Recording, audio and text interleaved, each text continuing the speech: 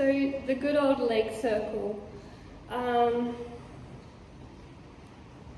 Another one that I've learned a lot of variations for, but the one that I enjoy in my own body, which is why I'm teaching it to you this way, is to, once again, move your limbs from a center point. So you're going to stretch your legs out and lay your arms by your side. See if you can get used to, from the very start, like snugging your arms in nice and close to your body. Take a moment where you just take a breath, let yourself settle on the mat.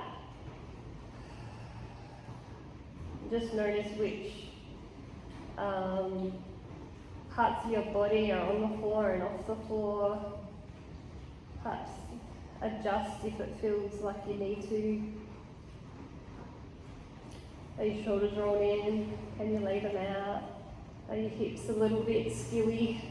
Can you settle them? Okay, and then you're going to hug a leg into your center. So once again, find your center. And yeah, just really hug that leg in so it can feel like a connection to your center. And then from there, we're going to lay our arms back down on the ground.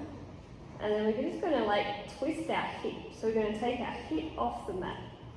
And we're going to stretch our leg out. And then we're going to bring it back in. And we're going to move from the closest part of our center. So we might just think of the hip for now, as we pull the hip and your waistline back down to the mat. And then we might take our knee out to the side a little bit, not too far, and then bring that back in, find your center point, across the mat, have a stretch in your hip, and as you do that, you're actually trying to anchor your upper torso on the ground, so my shoulder, my hand is pressing into the floor. Stretch your leg, pull it back, and then think of your waist and hip pulling your leg back to the ground. Slightly out, slightly in. Typically speaking, you go 3 in one direction and 3 in the other direction. So we might just start with a bit of an emphasis on going out to the side. And then we still want to come back over for that lovely stretch.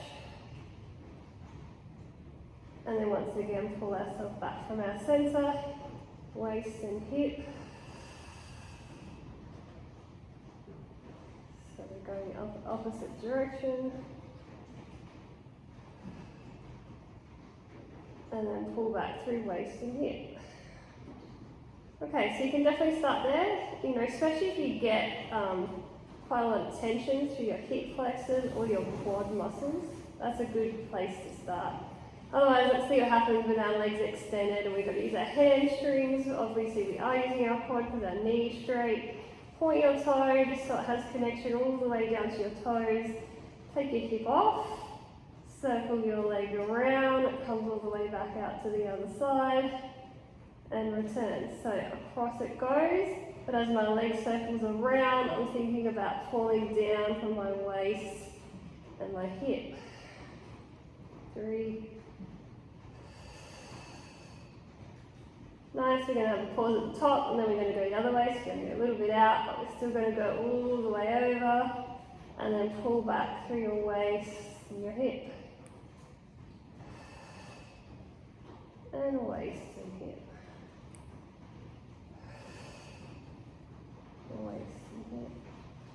Yeah, and then at the end of it, just give yourself a little cuddle, feeling your leg pull back into your center again. Slide your leg out, and we'll do the same on the other side. We won't do the prep because I guess that's up to you. If you want to just do the prep, then do the prep. Otherwise, let's go straight into it as we extend our leg. Oh, and you can feel the difference sometimes with one leg to the other. Take your leg across, and as it circles around, I'm pulling back through my waist and my hip. Okay, so it's definitely not just swinging around in my hip joint.